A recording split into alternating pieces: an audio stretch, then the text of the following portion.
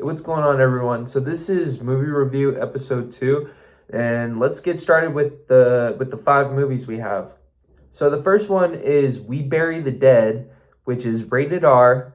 2026 is when it came out, and is 1 hour and 34 minutes long. The cast involves Daisy Ridley, who's in Star Wars: The Force Awakens and Cleaner, and another actor is Brenton Thwaites, who's in Pirates of the Caribbean, Dead Men No Tell No Tales, and TV show Titans, and Mark Cole Smith, who's in Beast of War and Savage River. The plot of We Bury the Dead is a woman joins a team force that buries the dead after a deadly explosion went off. Some people came back alive, which the military forces had to immediately put down. Daisy Ridley joins the team so she can find her husband, who was near the explosion when it went off, hoping that he is still alive. Critic opinion: great movie. I love the way that zombies act, yet some questions that I had for the movie were never answered. It had great makeup and great sketchy scenes that felt nerve-wracking. I recommend watching this movie at least once. Final score rating, 7.5 out of 10. I like it, but it needed to have more story and more time to the film. That's pretty much the only reason I'm disappointed, because it left a couple of questions that will probably never be answered. Streaming platforms is We Bury the Dead is on Amazon Prime Video, Apple TV, Fandango at Home, and Google Play. On to the next movie, which happens to be a zombie movie. This one is 28 Years Later, The Bone Temple, which is rated R. 2026 is when it came out, and is 1 hour and 50 minutes long. The cast is Ralph Fiennes, who's in Harry Potter, Kingsman, and Clash of the Titans. We also have Jack O'Connell, who's in Unbroken and is also in Sinners. We have also Chi Lewis Perry, who's in Gladiator 2 and The Running Man. And we also have Emma Laird, who's in Mayor of Kingstown, and Fackham Hall. That's a funny word. Let me spell that. Fachamhall.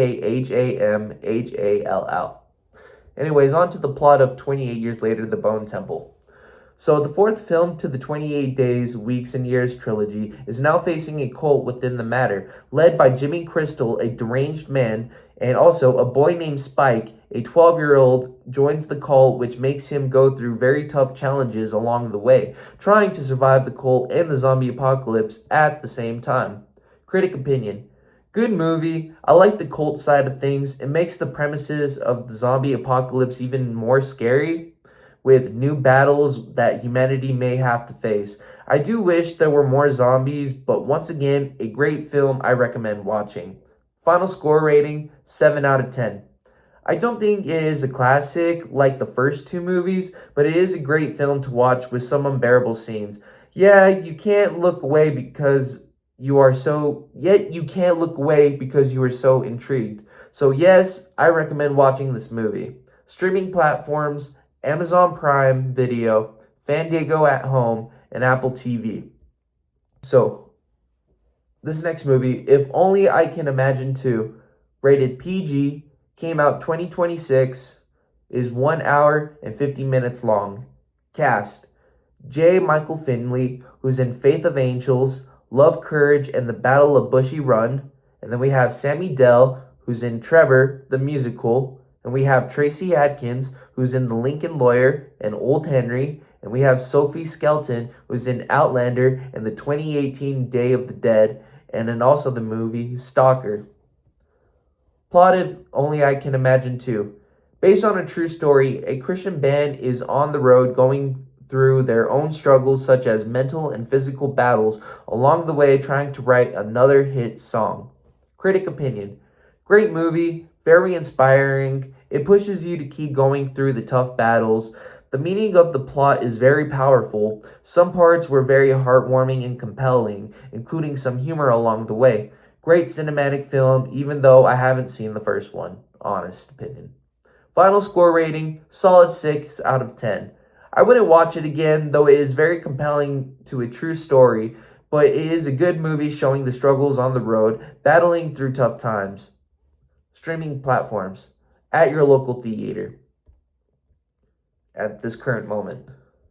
On the next movie, we have a concert movie, which is the 21 Pilots, More Than We Ever Imagined. Rated not rated rated NR, came out 2026, is a 2 hour and 4 minute film. And the cast is Tyler Joseph, who's in the band 21 Pilots, and Josh Dunn, who's also in the band's 21 Pilots. Plot. On their massive Clancy World Tour, a massive 21 Pilot concert is happening in Mexico City at the Estado GNP Seguros venue. Watch as they prepare to rock the stage like never seen before. Critic opinion. It was a great concert movie. I like that they showed a bit of the backstage crew members and how they set up the stage before the performances.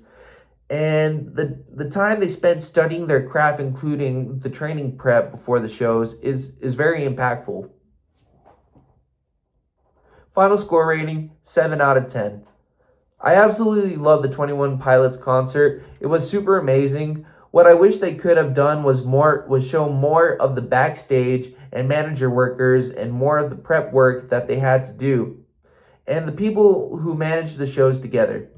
I wish it was more about the tour than just the one big concert in Mexico. Also, it didn't really show the interactions with the fans that I bet they definitely had. Other than that, it was a great concert film.